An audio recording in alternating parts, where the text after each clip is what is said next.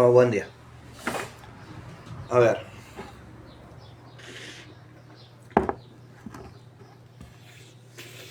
El viernes hablé de 5 puntos. Sacada de la vida de Jesús. ¿Cuáles serían las cualidades que necesitamos en la iglesia para resucitar el ministerio que Jesús dejó? Jesús dejó un formato en el ministerio. Un formato que a través del tiempo se fue desvirtuando.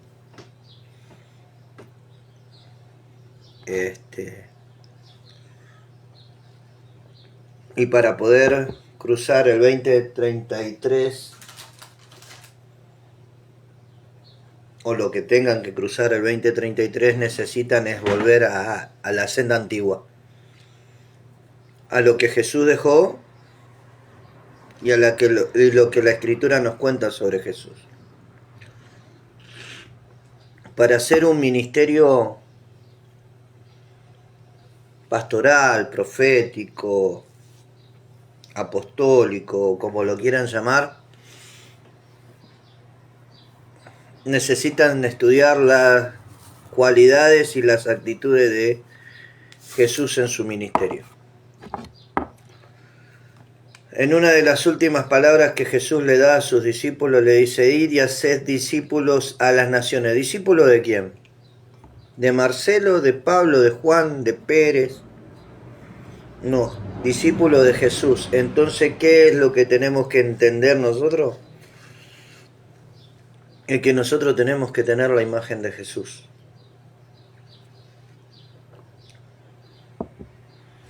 A través de la Escritura nosotros tenemos que empaparnos de Jesús, estudiar sus cualidades, sus virtudes, su manera de comunicar las cosas,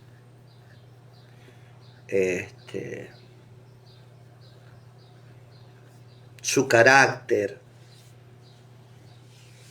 Bueno, hay un montón de ítems que los que son ministros, los que quieren ser ministros y los que quieren formar ministros tienen que embeberse, compenetrarse en la persona que fue Jesús, en sus enseñanzas, no tanto en sus enseñanzas, sino Pablo dijo: sed imitadores de mí como yo de Cristo. O sea, Pablo se mimetizó tanto con la vida de Cristo que él era Cristo caminando. Pablo absorbió tanto la personalidad de Jesús que él era el mismo Jesús caminando sobre la tierra. Igual que Pedro y todos los otros discípulos. Pero antes de ir ahí voy a ir de nuevo al Salmo 19. Cuando yo me voy de acá, cuando yo estoy en la calle, cuando yo estoy en el colectivo y estoy mirando por la ventana, o estoy en mi trabajo, haciendo mis quehaceres en mi trabajo,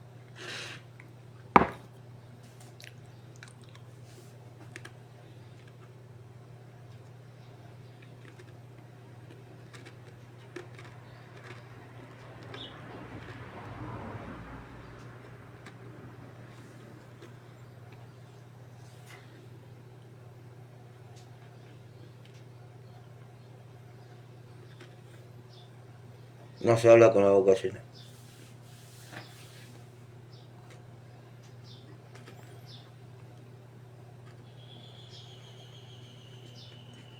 Yo todo el tiempo estoy pensando en las cosas que hablo.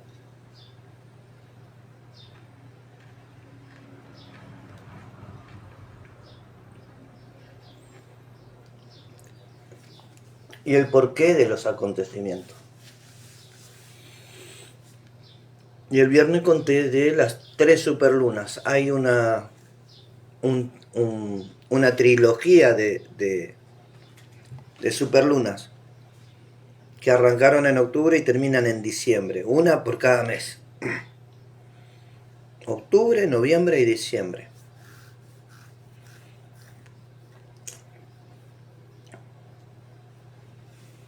Entonces yo pregunto,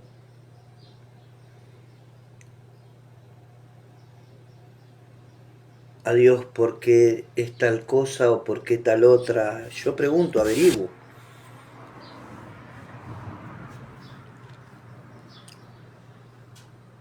Dejo que Él me muestre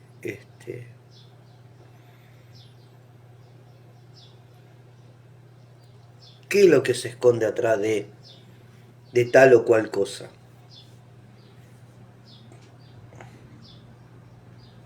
Y había dicho de que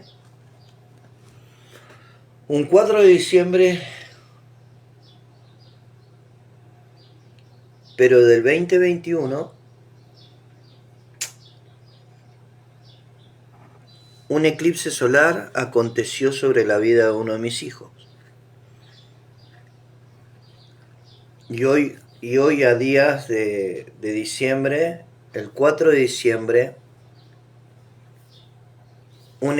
no un eclipse, sino una superluna, cae justo el día del cumpleaños de mi hijo. A ver, tres eclipses, mejor dicho, tres eclipses de sol, dos de luna, una fiesta hebrea, una superluna y un cometa. Ocho eventos astronómicos sobre mi casa. Y 2027 hay 5 más, entonces estamos hablando de 13. ¿Por qué 5 más? Porque yo tengo sobre mi casa 3 eclipses de sol y 2 de luna, más la superluna, más la fiesta hebrea del 22 de septiembre, la de las trompetas, y el fin de año hebreo, y el cometa del 21 de octubre del 2025. Ahí son 8. Pero el 2027 hay 5 eclipses que se complementan con estos 5 eclipses, que son 3 de luna y 2 de sol.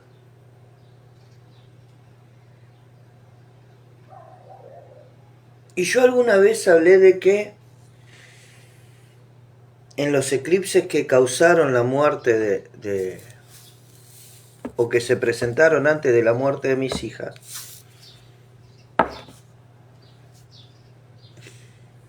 había un eclipse de sol que representaba a Jesús, que estaba totalmente desvirtuado, porque nosotros nos formamos una imagen de Jesús que no es así. Entonces tenemos una imagen errónea de Jesús.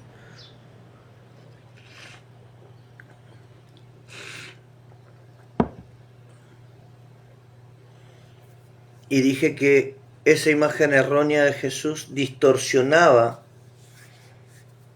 nuestras creencias. Jesús no es el Padre, Jesús es un hijo de los millones de hijos que tiene. Ninguno lo vamos a alcanzar a Jesús por su valor, por su valentía, por su entrega a la obra de Dios. Ninguno. Yo no me... ninguno. Había que ir a la cruz esperando que tu papá te resucite. Había que ir a ese lugar.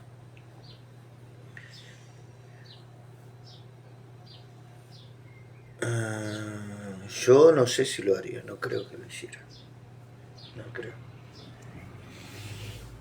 Bueno, la cuestión es la siguiente. Entonces, como dije que había una imagen distorsionada de Jesús, había que sacar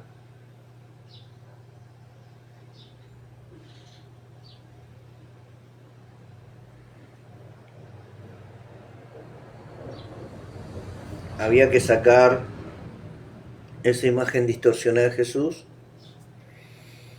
o que había salido esa imagen distorsionada de Jesús. Y esa imagen distorsionada de Jesús salió por un motivo. Salmo 19, los cielos cuentan la gloria de Dios y el firmamento anuncian las obras de sus manos. Un día emite palabra a otro día. Eclipse solar del 4 de diciembre del 2021. Se produjo un eclipse solar en la Antártida, sur de Sudamérica y de África, y de Oceanía, y del Océano Austral, sur del Atlántico, sur del Índico y sur del Pacífico, destacado especialmente en la Antártida, donde alcanzó cobertura total. Único continente donde se hizo presente la fase de totalidad en su zona occidental y abarcó por completo ese continente, ya sea de forma parcial o total. 4 de diciembre, eclipse de sol, la imagen distorsionada de Jesús. Dios saca esa imagen distorsionada de Jesús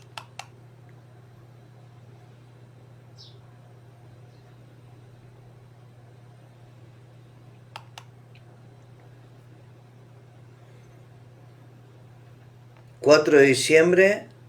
superluna, la luna fría. La luna representa al Espíritu Santo de Dios, la luna representa al Espíritu de la Iglesia,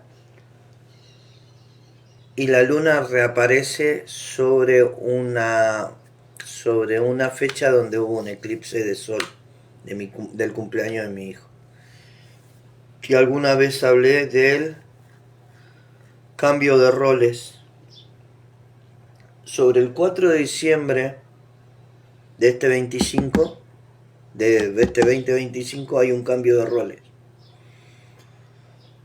El sol deja de ser luna, mejor dicho, el sol deja de ser sol para transformarse en luna. Y ahí tengo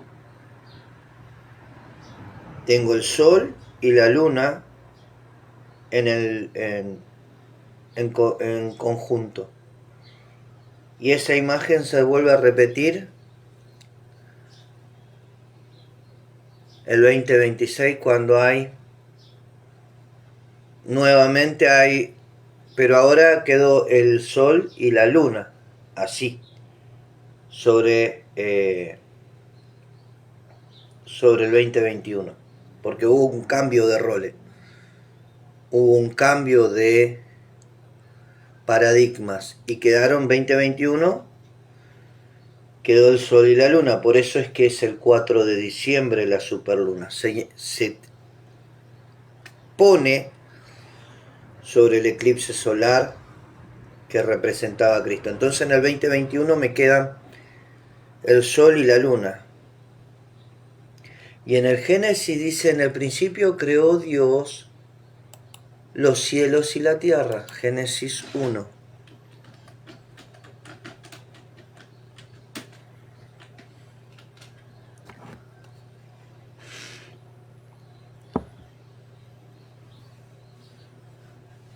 Génesis 2.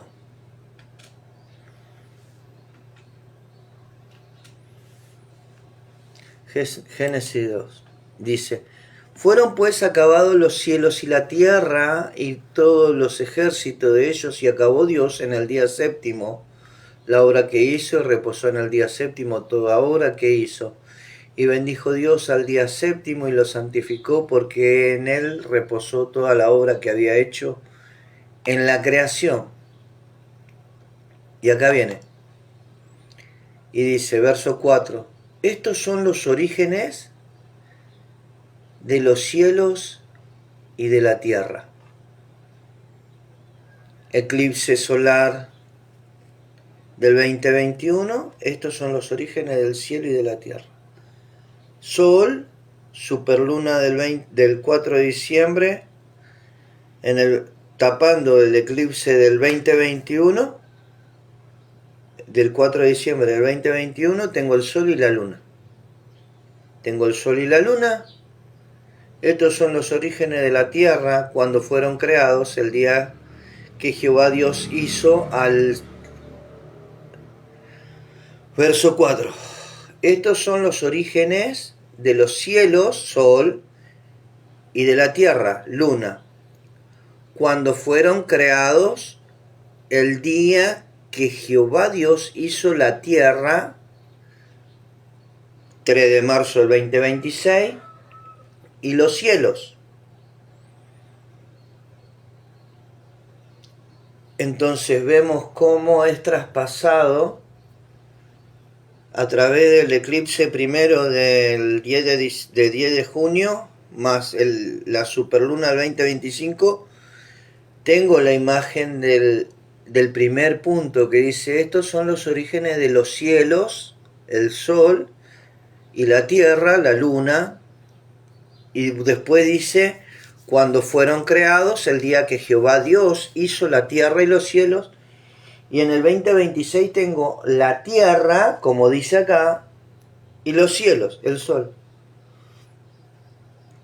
Dije que mi documento lo mostré, porque era mi documento, pero los documentos de mis hijos son privados, que sí le va a tener que alcanzar con mis palabras.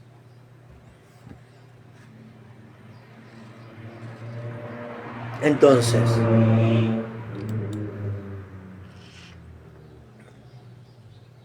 ¿qué es lo que significa la superluna sobre el 4 de diciembre? Nuevamente el cumpleaños de mi hijo. Es el tapar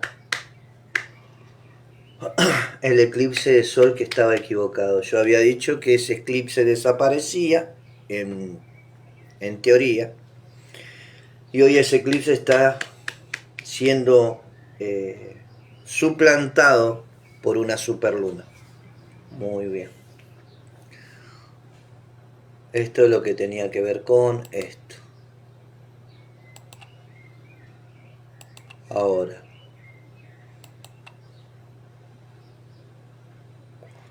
cuatro puntos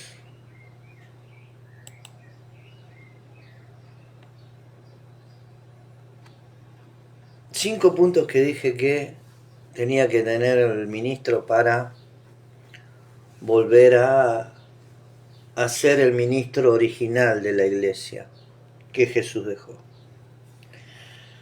Dije misericordia, compasión, humildad, negarse a sí mismo,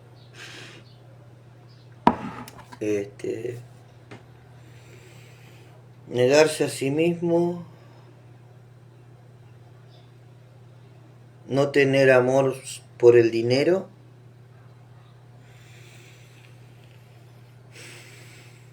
y el último. No me acuerdo, se me acuerdo. Bueno, vamos a ponerle amar a tu prójimo como a ti mismo. Entonces, 5 puntos.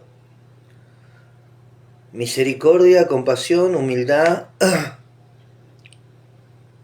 negarse a sí mismo, estar dispuesto a dar la vida por tu hermano,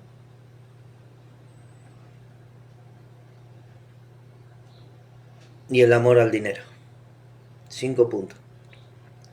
Para resucitar a Eutico. Para que el ministerio vuelva a ser lo que Jesús dejó. Entonces, siguiendo esa línea de pensamiento, vamos a ir a qué sucede cuando esos 5 puntos están establecidos en la vida de la iglesia. ¿Por qué digo de la iglesia y no digo del ministerio? Porque yo creo que Jesús vino a dar la vida por una iglesia, no por 850.000 millones de denominaciones. Él vino, sufrió, fue humillado, fue perseguido, fue flagelado, fue insultado, fue vituperiado, fue escupido, fue golpeado, fue maltratado por una nación o por una raza. Y esa es la especie humana, el ser humano. ¿Por qué digo que es el ser humano? Y porque ahí se cumple lo que Dios le prometió a Abraham: y en tu simiente serán bendecidas todas las familias de la tierra. Muy bien. ¿Qué pasaría si estos cinco puntos se cumplieran en la vida de los ministros? Hay más, podría decir el amor al prójimo, el amor de Dios. Hay un montón de cosas que la iglesia tiene, o los ministros tienen que buscar de Jesús y en las cualidades de Jesús para traer la iglesia primitiva a la vida. ¿Por qué? Porque primero resucita a Eutico, después resucita a Dorcas y después resucita Dios sobre toda la tierra. Y en los postreros tiempos derramaré de mi espíritu sobre toda carne. Joel capítulo 2. Primera de Corintios capítulo 11 dice: sed imitadores de mí, así como yo de Cristo. Entonces, las cualidades de Cristo, de Jesús, tienen que estar en la vida del ministro.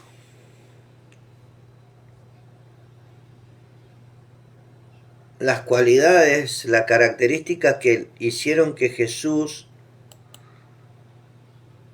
trajera el reino de los cielos sobre la tierra tienen que estar embebidas en la vida de un ministro. Tiene que ser un ministro así. No vestirse así. Su pensamiento, su manera de razonar las cosas, tienen que ser así.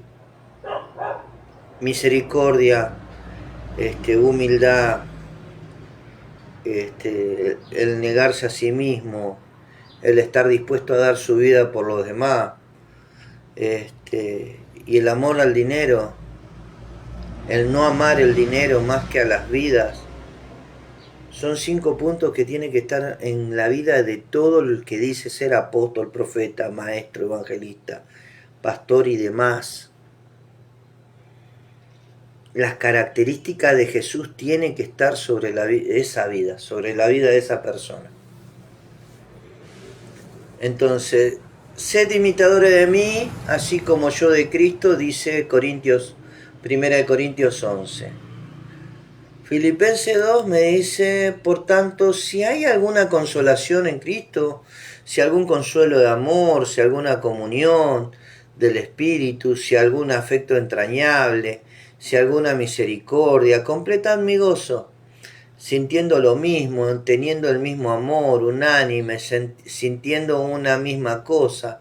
Nada hagáis por contienda o por vanagloria, antes bien con humildad, estimando a cada uno de los demás como superiores a él mismo, no mirando cada uno por lo suyo propio, sino cada cual también por lo de los otros. Haya pues en vosotros este sentir que hubo también en Cristo Jesús, el cual, siendo en forma de Dios, no estimó él ser igual a Dios como cosa que aferrarse, sino que se despojó de a sí mismo, tomando forma de siervo, hecho semejante a los hombres, y estando en condición de hombre se humilló a sí mismo, haciéndose obediente hasta la muerte y muerte de cruz, por lo cual Dios también le exaltó hasta lo sumo y le dio un nombre que es sobre todo nombre, para que en el nombre de Jesús se doble toda rodilla en los que están en los cielos y en la tierra y debajo de la tierra,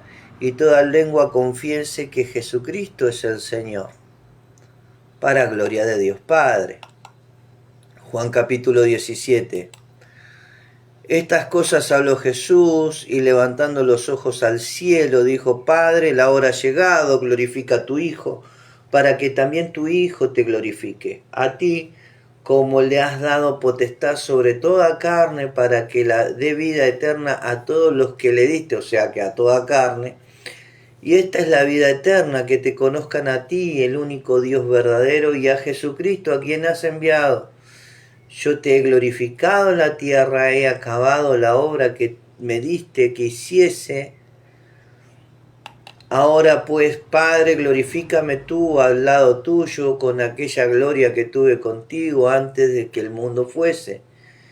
He manifestado tu nombre a los hombres que del mundo me diste. Tuyo eran y me los diste y han guardado tu palabra. Ahora han conocido que todas las cosas que me has dado proceden de ti, porque las palabras que me diste les he dado, y ellos las recibieron y han conocido verdaderamente que salí de ti, y han creído que tú me enviaste. Yo ruego por ellos, no ruego por el mundo, sino por los que me diste, porque tuyos son, y todo lo mío es tuyo, y lo tuyo es mío. El cambio de roles de Génesis capítulo 1. Todo lo mío es tuyo y todo lo tuyo es mío.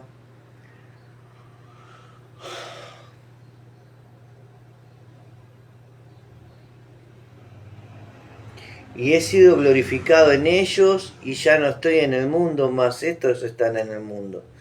Y yo voy a ti, Padre Santo, a lo que me has dado, guárdalos en tu nombre, para que sean unos, así como nosotros, cuando estaba con ellos en el mundo, yo los guardaba en tu nombre, a los que me diste yo los guardé, y ninguno de ellos se perdió, sino él, hijo de perdición, para que la escritura se cumpliese. Pero ahora voy a ti y hablo esto en el mundo para que tengan mi gozo cumplido en sí mismo. Yo les he dado tu palabra y el mundo los aborreció. ¿Qué dice? El mundo los aborreció. Porque no son del mundo, como tampoco yo soy del mundo. No ruego que le quites del mundo, sino que los guardes del mal. No son del mundo, como tampoco yo soy del mundo. Santifícalos en tu verdad. Tu palabra es verdad. Como tú me enviaste al mundo, así yo los envío al mundo, y por ello yo me santifico a mí mismo, para que también ellos sean santificados en la verdad. Mas no ruego solamente por esto, sino también por lo que han de creer en mí por la palabra de ellos, para que todos sean uno como tú, oh Padre, en mí y yo en ti, y que también ellos sean uno en nosotros, para que el mundo crea que tú me enviaste. La gloria que me diste yo les he dado, para que sean uno, así como nosotros somos uno. Yo en ellos y tú en mí, para que sean perfectos en unidad. Para que el mundo conozca que tú me enviaste y que los has amado a ellos, como también a mí me has amado. Padre, aquello que me has dado, quiero que donde yo estoy, también ellos estén conmigo, para que vean mi gloria que me has dado, porque me has amado desde antes de la fundación del mundo. Padre justo, el mundo no te ha conocido, pero yo te he conocido, y esto han conocido que tú me enviaste, y le he dado a conocer tu nombre, y lo daré a conocer aún, para que el amor con que me has amado esté en ellos, y yo en ellos. Hechos capítulo 2, verso 43 en adelante. Sobrevino temor a toda persona, y muchas maravillas y señales eran hechas por los apóstoles. Todos los que habían creído estaban juntos y tenían en común todas las cosas. Vendían sus propiedades y sus bienes y lo repartían a todos según la necesidad de cada uno. Hoy tenemos una iglesia que recauda,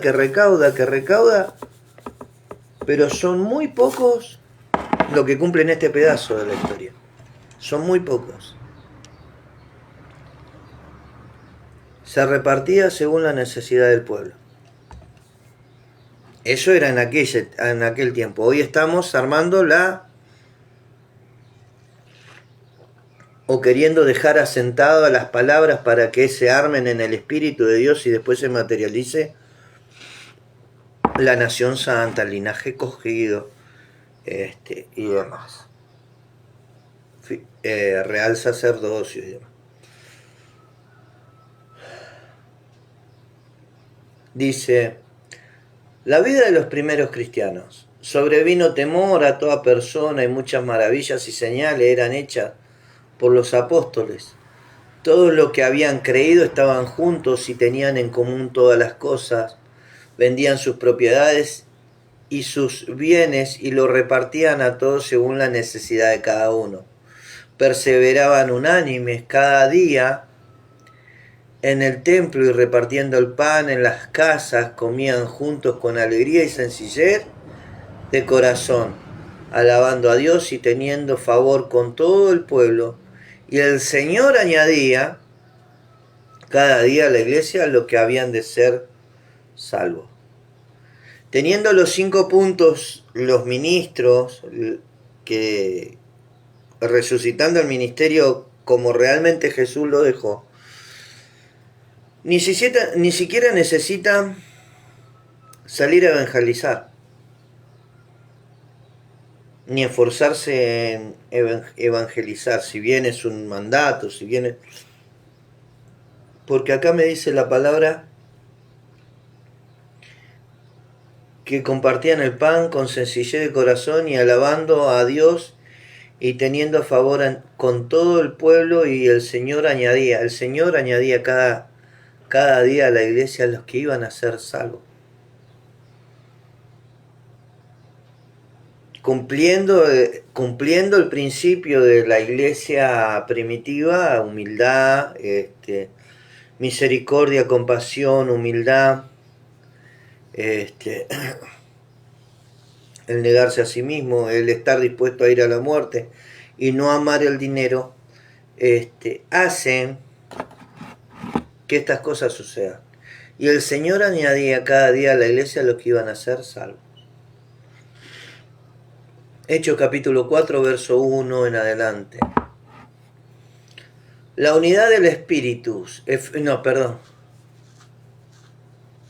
Efesios capítulo 4, verso 1 al 10.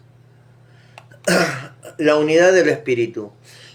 Yo pues, preso en el Señor, os ruego que andéis como es digno de la vocación con que fuiste llamado, con toda humildad y mansedumbre, soportándoos con paciencia los unos a los otros, en amor y solícito en guardar la unidad del Espíritu, en el vínculo de la paz, un cuerpo y un espíritu, una iglesia, como fuiste también llamado en una misma esperanza de vuestra vocación, un Señor, una fe, un bautismo, un Dios y Padre de todos.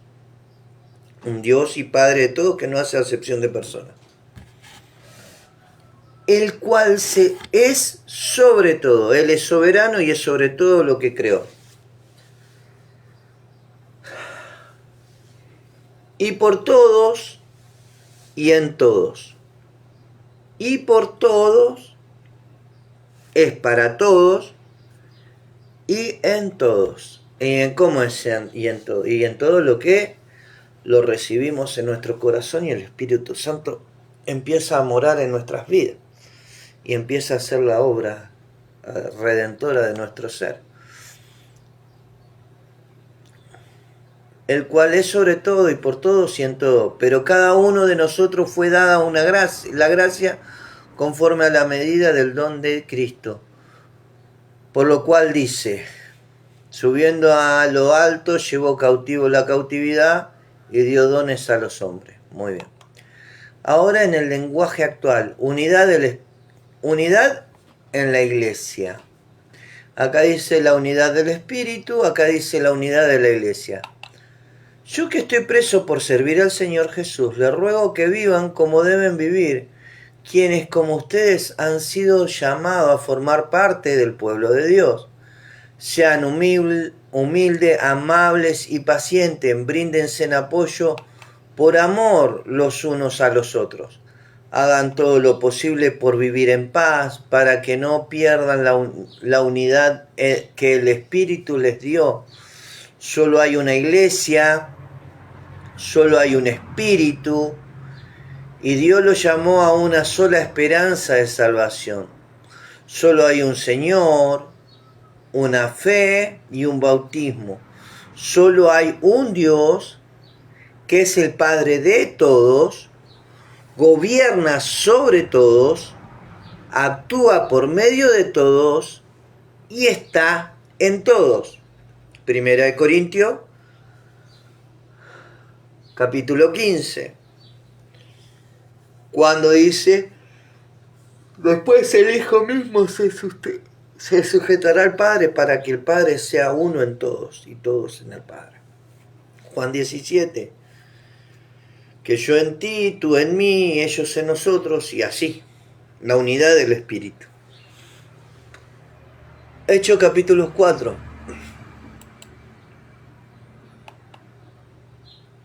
Dice: los creyentes piden confianza y valor, y puesto en libertad vinieron a lo suyo y contaron. Esto es algo que pasó. Resumiendo, lo atraparon a Pedro y a Juan, los escribas y fariseos, los verduguearon un poco, y después le dijeron: cállense la boca y no hablen, porque no tenían cómo retenerlos. Ellos vinieron al pueblo y le contaron lo que había pasado. Entonces los creyentes pidieron confianza y valor a Dios. Y puesto en libertad, vinieron a lo suyo, contaron todo lo que los principales sacerdotes y los ancianos le habían dicho. Y ellos, habiéndolo oído, alzaron, ellos, habiéndole huido en tiempo de persecución, alzaron unánime la voz a Dios. ¿En qué? Unanimidad. En la unidad, no me sale la palabra. Unanimidad. En la unanimidad encontraron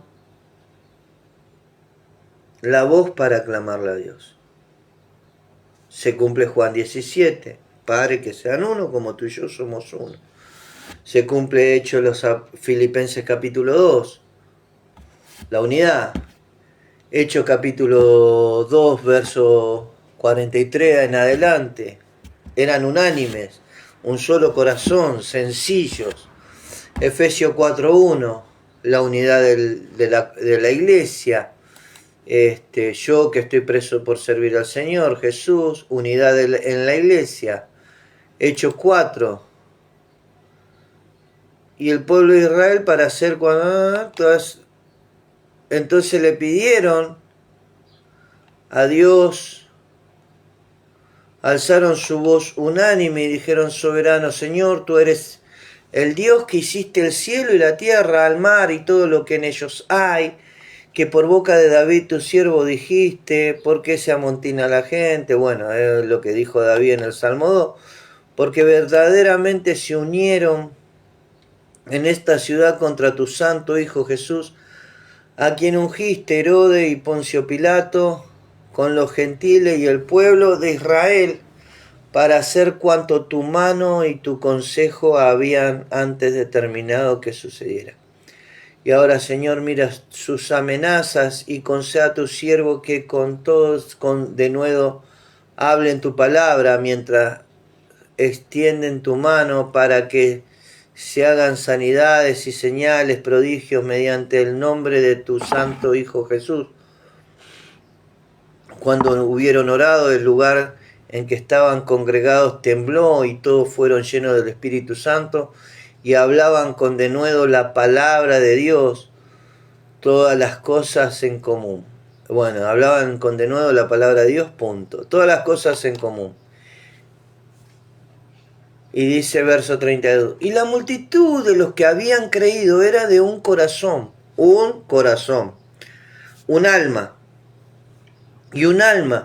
y ninguno de ellos decía ser suyo propio nada de lo que poseía, sino que tenían todas las cosas en común, y con gran poder los apóstoles daban testimonio de la resurrección del Señor Jesús, y abundante gracia era sobre todos ellos, así que no había entre ellos ningún necesitado.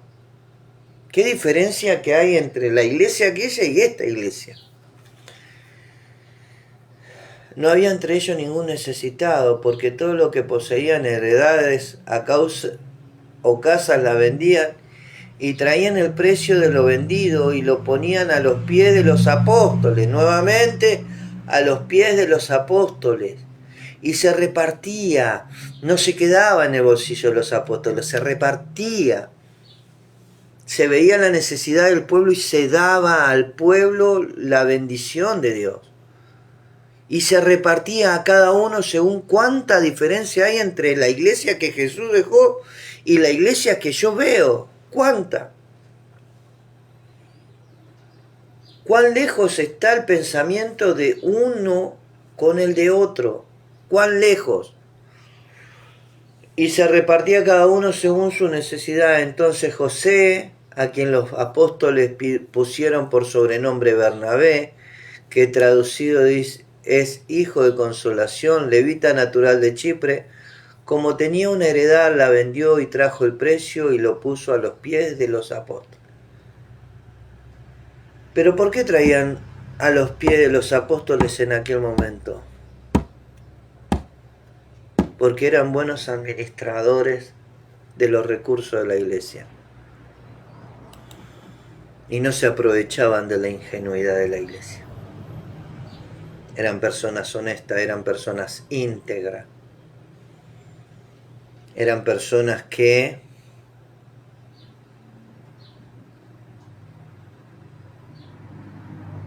no había malicia en su proceder. Y vuelvo a preguntarme, ¿cuánta diferencia hay entre la iglesia que formaron la iglesia primitiva y esta iglesia que está formada?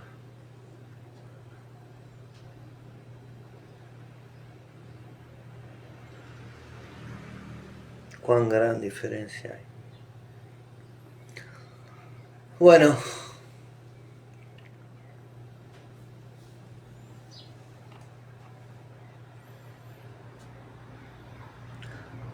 voy a hablar de un libro católico.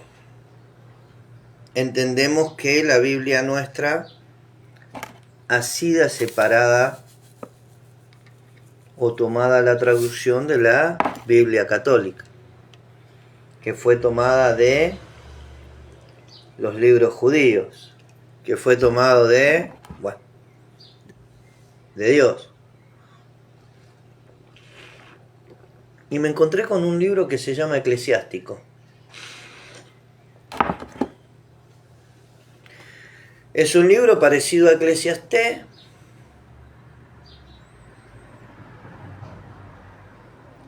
que me habla directamente de cómo se gobierna la casa de Dios. Pero antes de ir a ese libro voy a ir al contexto. ¿Cuál es el contexto del libro eclesiástico? Dice, ¿cuál es el contexto histórico del libro eclesiástico? El libro de Eclesiástico, también conocido como Sabiduría de Jesús, hijo de Sira, ocupa una posición peculiar dentro de los Antiguos Testamentos. No se trata de una revelación divina directa, como los libros proféticos, sino más bien de una colección de dichos sapiensales, reflexiones morales y observaciones prácticas sobre la vida cotidiana. Su valor reside en la sabiduría humana, transmitida a través de las generaciones, plasmada en una forma literaria, accesible y atractiva. Su relevancia radica en ofrecer una perspectiva pragmática sobre cómo vivir una vida justa y virtuosa dentro de la sociedad, abordando temas como la familia, el trabajo, la amistad, la riqueza y la muerte. Aunque no presenta una teología profunda, su mensaje es fundamental para comprender la ética judía del periodo intertestamentario y su influencia en el pensamiento del Nuevo Testamento, particularmente en los Evangelios. El periodo helenístico en Judea El contexto histórico del libro está íntimamente ligado al periodo helenístico que se extendió desde la conquista de Alejandro Magno en el 332 a.C. hasta la dominación romana. Este período estuvo marcado por la propagación de la cultura griega en todo el Mediterráneo oriental, incluyendo Judea, generando una compleja interacción entre la cultura judía tradicional y las nuevas ideas y costumbres griegas. Esta función cultural presentó tanta oportunidad como desafío para la identidad judía. La influencia griega se manifestaba en el uso del idioma griego, kaione, como lengua franca, en la adopción de estilos literarios, filosóficos griegos y asimilación. Bueno, este es el contexto en que fue escrito Eclesiástico. Es uno de los libros que fue aprobado por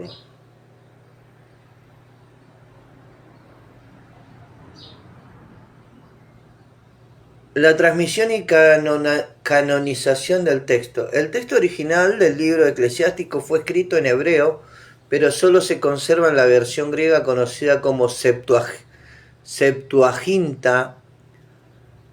Se cree que la traducción al griego se realizó en Alejandría, Egipto, durante el siglo II a.C. y el I a.C. como parte de un esfuerzo por facilitar el acceso a la escritura judía para los judíos que hablaban griego. El libro eclesiástico fue incluido en el canon de la Septuaginta, pero fue excluido del canon hebreo y por consiguiente del Antiguo Testamento protestante. La Iglesia Católica lo considera parte del Deuterocanónicos o apócrifos, reconociendo su valor histórico y literario. La versión latina del libro, conocida como Ecclesiasticis, se basa en la Septuaginta.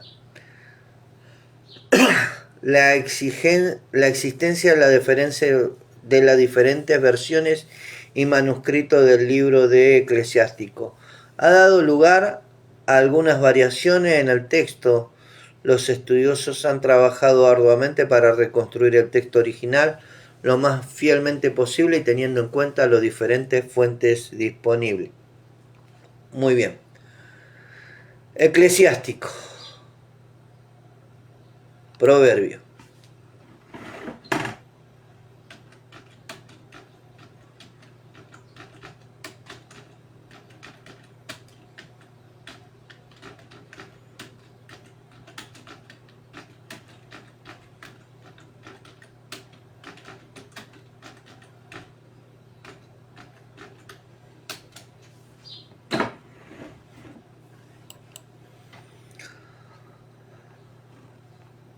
Proverbio, capítulo 29, verso 2 al 4. Dice: cuando los justos dominan, el pueblo se alegra, mas cuando dominan los impíos, el pueblo gime. El hombre que ama sabiduría alegra a su padre, mas el que frecuenta rameras perderá sus bienes. El rey con el juicio afirma la tierra, mas el que exige presente la destruye. Mas el que exige presente. Algunos apóstoles tendrían que escuchar esto. El rey con el juicio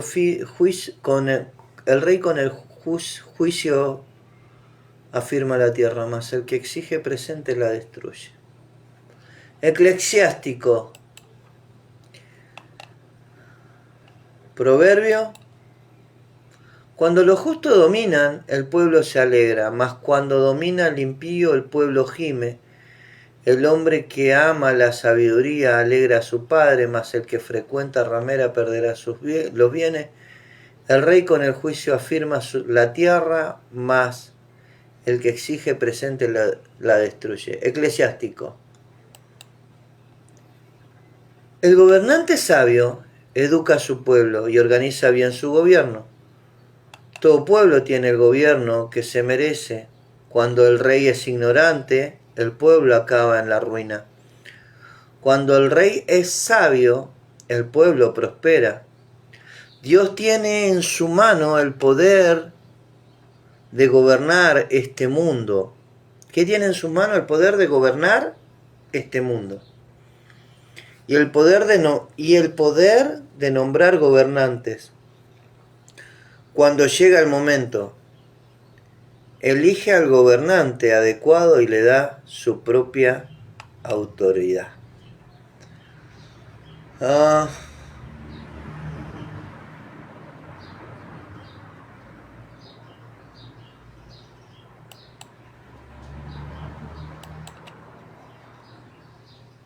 Salmos capítulo 82.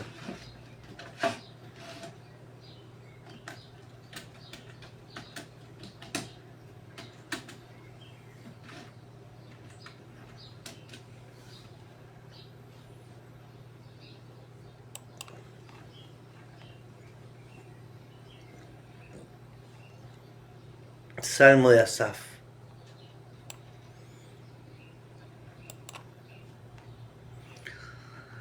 Dios está en la reunión de los dioses, en medio de los dioses juzga. Vamos a buscar otra versión. Traducción lenguaje actual.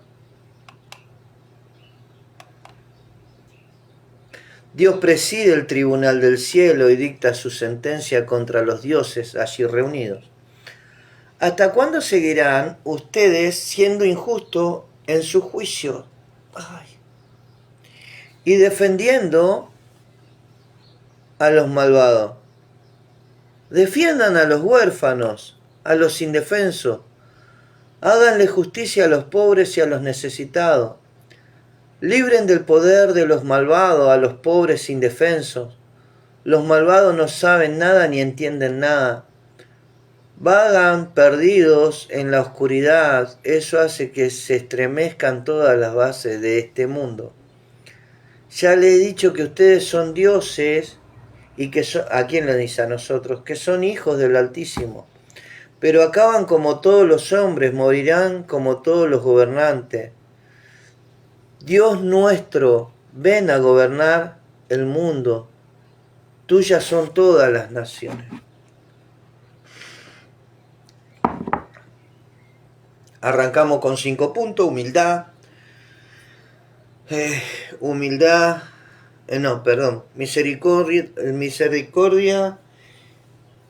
Misericordia.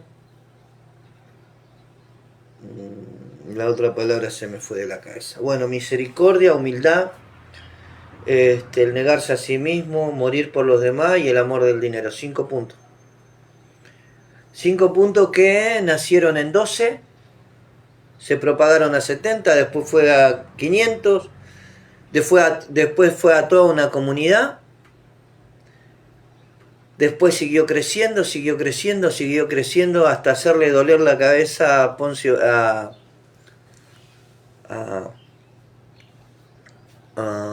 Constantino. Somos un grupo totalmente desorientado de personas a la que le mandaron a hacer esto. En los primeros 300 años de la historia del cristianismo tenemos Hechos de los Apóstoles, Efesios y demás. Después de Constantino tenemos la reforma de Lutero y algunas reformas más, pero no tenemos esta iglesia. No tenemos esta iglesia. Y para alcanzar la eternidad necesitamos esta iglesia.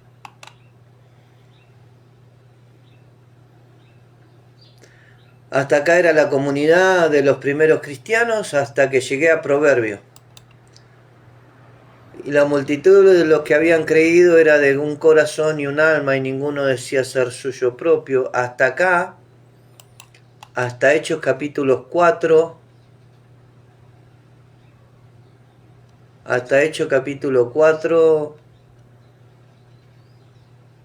bueno, se me perdió. Después arranca en Proverbios, dice Proverbio, cuando los justos dominan el pueblo se alegra, mas cuando domina el impío el pueblo gime. El hombre que ama la sabiduría alegra a su padre, mas el que frecuenta ramera perderá los bienes. Y el rey con el juicio afirma la tierra, mas el que exige presente la destruye. Eclesiástico, el gobernante sabio educa a su pueblo y organiza bien su gobierno. Todo pueblo tiene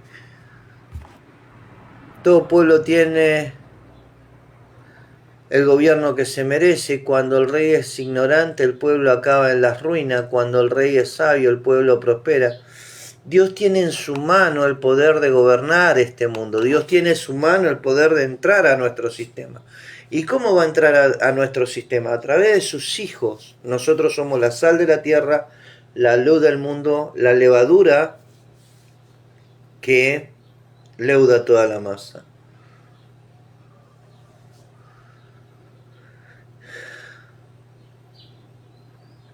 El pueblo prospera. Dios tiene en su mano el poder de gobernar este mundo y el poder de nombrar gobernantes cuando llega el momento. Elige el gobernante adecuado y le da su propia autoridad.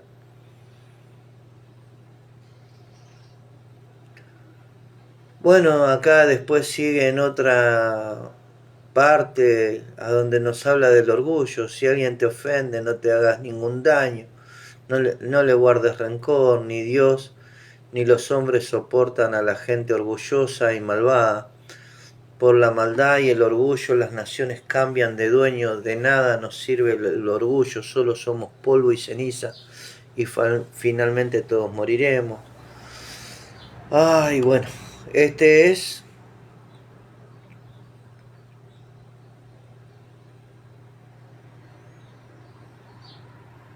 Después le voy a leer este libro eclesiástico. Y no estoy siendo hereje. Esto que leí del buenos y malos gobernantes de Eclesiástico 10 viene de Proverbio capítulo 29 verso 2 al 4, Eclesiástico capítulo 10 hasta el verso 5, después Salmo 82, Dios preside el tribunal del cielo y dicta la sentencia. Dios nuestro, ven gobernar al mundo. Eclesiástico me decía,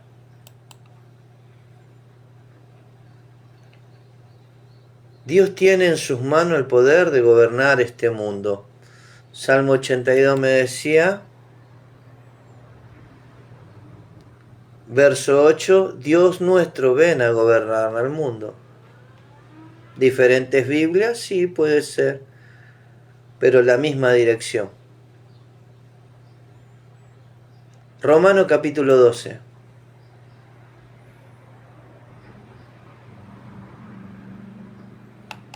Así que hermanos, os ruego por la misericordia de Dios que presentéis vuestro cuerpo en sacrificio vivo, santo, agradable a Dios, que es vuestro culto racional. No os conforméis a este siglo, sino transformaos por medio de la renovación de vuestro entendimiento, para que comprobéis cuál sea la buena voluntad de Dios, agradable y perfecta.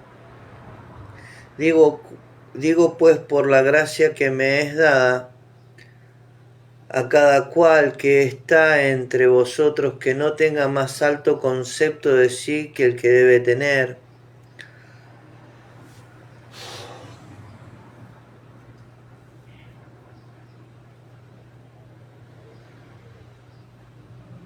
Tener una vida común,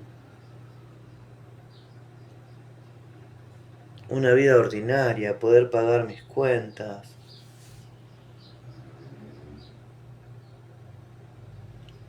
poder salir una noche a cenar con mi señora, con mi familia, no tener que cocinar en casa, no tener que renegar con que te corten el gas, la luz. A mí me ha salido carísimo. Más los 25 años que 26 años que se extraviaron de mi vida,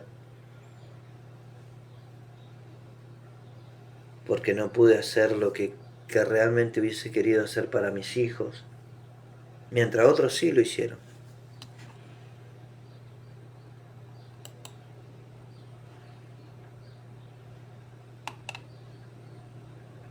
Lo he dicho más de 1000 veces esto.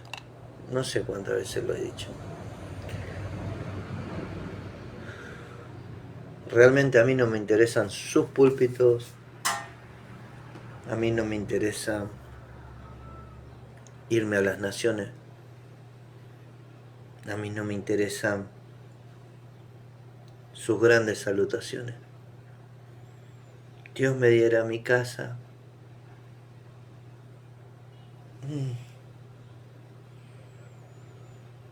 Mi hija, mi nieta, la escritura de mi casa y los equipos que necesito para trabajar. Y nos vemos en Disney.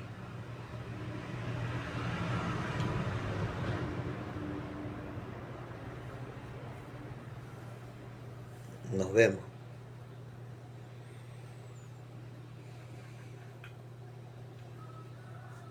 Realmente a mí, en lo personal, no me interesa estar comiendo con ningún pastor, ningún ministro, no quiero mesas, no quiero halagos, no quiero honras.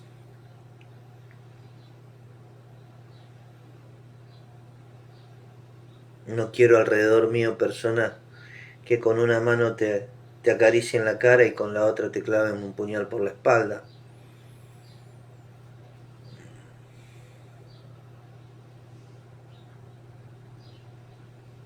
No soy más de lo que se ve en estas imágenes. No soy una persona creída.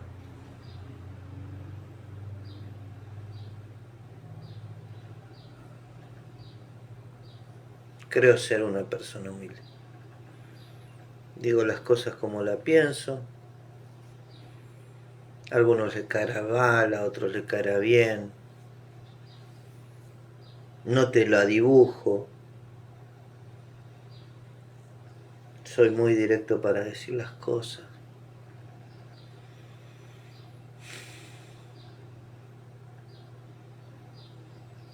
Yo solo que miente quiero mi vida. Quiero vivir tranquilo. Me duele mucho la espalda.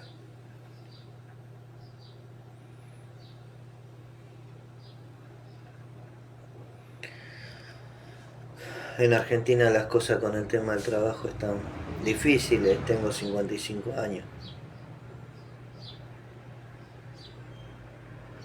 O voy a cumplir el 21, 55 años.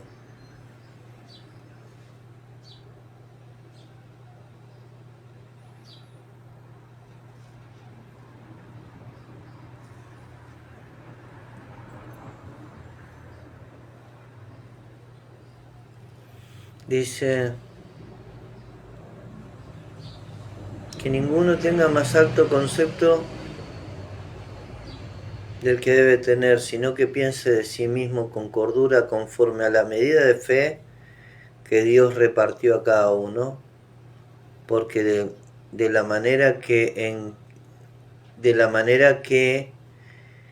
en un cuerpo tenemos muchos miembros, pero no todos los miembros tienen la misma función, así nosotros, siendo muchos, somos un cuerpo en Cristo, y todos miembros los unos de los otros, de manera que teniendo diferentes dones según la gracia que Dios nos es dada, así el de profecía úsese conforme a la medida de la fe. Bueno, conforme a la medida de la fe, yo puedo usar el don de profecía. Yo declaro y profetizo que sobre la iglesia de Cristo va a venir un giro de 180 grados hacia la dirección correcta. Declaro y profetizo de que viene el espíritu de la iglesia primitiva sobre los líderes de la iglesia, lo que va a hacer es que vuelvan a la humildad, que se desapeguen del amor del dinero, que tengan compasión, que se nieguen a sí mismos, que van a tomar su cruz y van a seguir a Cristo. Declaro y profetizo de que una nueva manera de dirigir la iglesia nace. Declaro y profetizo de que estamos entrando en el tiempo de la restauración de todas las cosas. Declaro y profetizo de que se va a cumplir la palabra de Filipenses capítulo 2,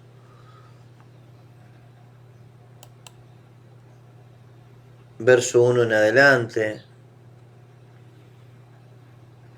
en donde el pueblo de Dios va a entrar en una dimensión de humildad, de compromiso, de fidelidad ante todo, ante Dios, quien es quien lo creó.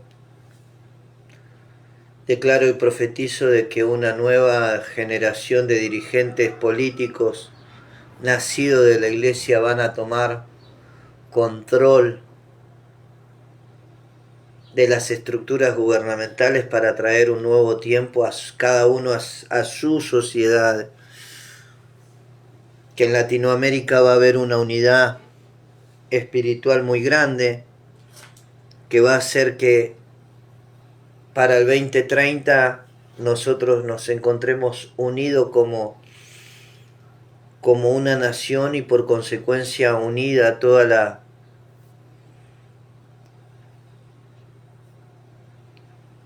todo lo que tiene que ver con Latinoamérica, Centroamérica y el Caribe.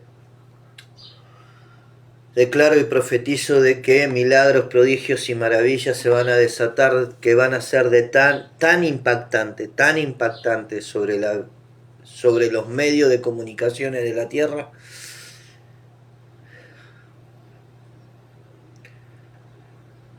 que va a despertar a los que están dormidos. Hablo de milagros y prodigios realmente sobrenaturales. Hablo de crecimiento de dedos amputados, hablo de personas que están totalmente desahuciadas por la ciencia, volver a recobrar ánimo, recobrar salud, recobrar vida. Hablo de resurrecciones de muertos, de diferentes tiempos. Y eso va a hacer que el ser humano se vuelva hacia Dios. Yo lo creo, lo profetizo, lo declaro.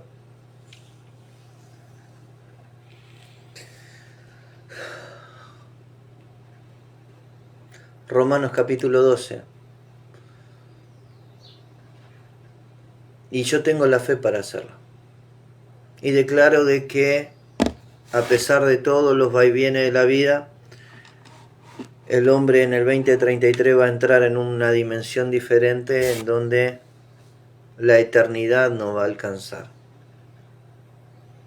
La eternidad no va a alcanzar porque vamos a comprender y entender y aceptar cosas que hoy ojo no vio, ni oído escuchó, ni ha subido al corazón de lo que Dios tiene preparado para los que le aman.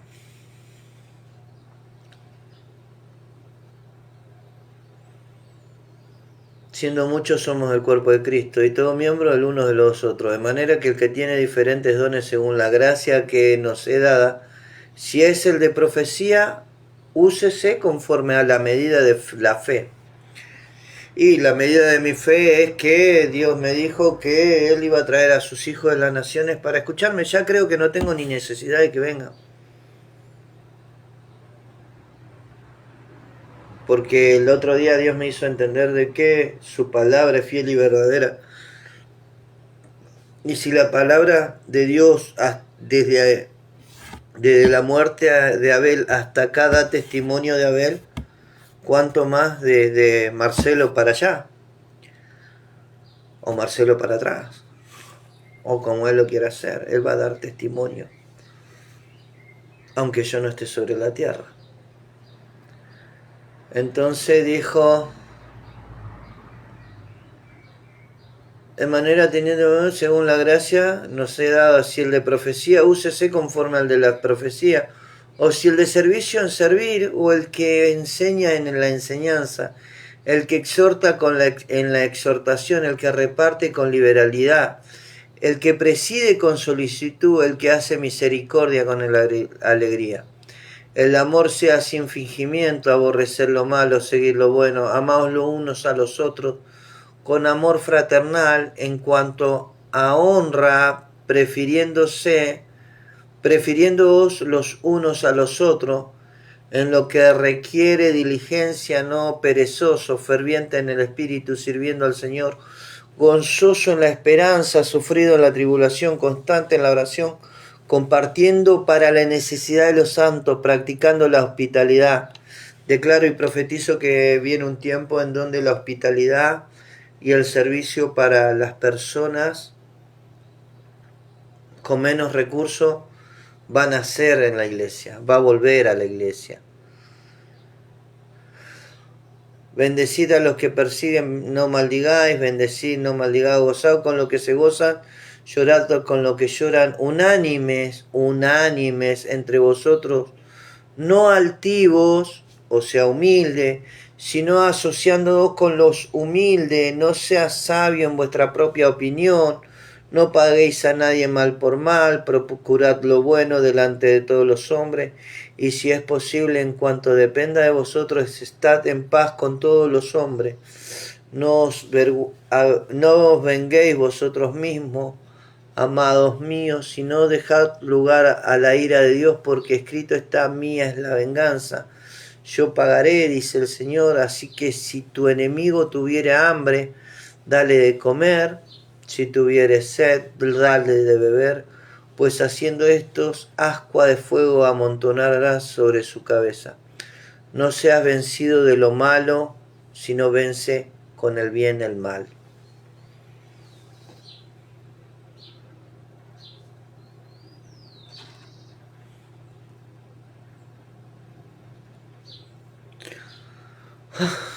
Bueno, esto es lo que me toca para hoy. Una sola línea de pensamiento.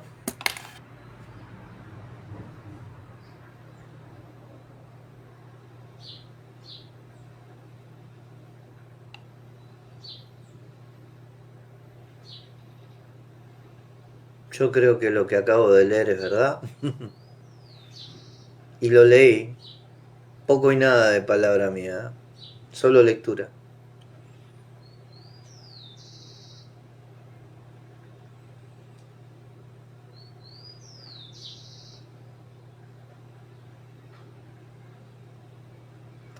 No tengo más nada que decir. Amado Dios, Padre Celestial, Dios de toda gloria, en el nombre de Jesús, te doy gracias por tu palabra. Señor, bendícela, llévala a los oídos del que tú quieres que se la lleve, Señor. Y que obre conforme a tu voluntad, Señor, porque es tu palabra. Padre, la bendigo y la suelto, la profetizo, Señor, que vendrá con cumplimiento para la tierra.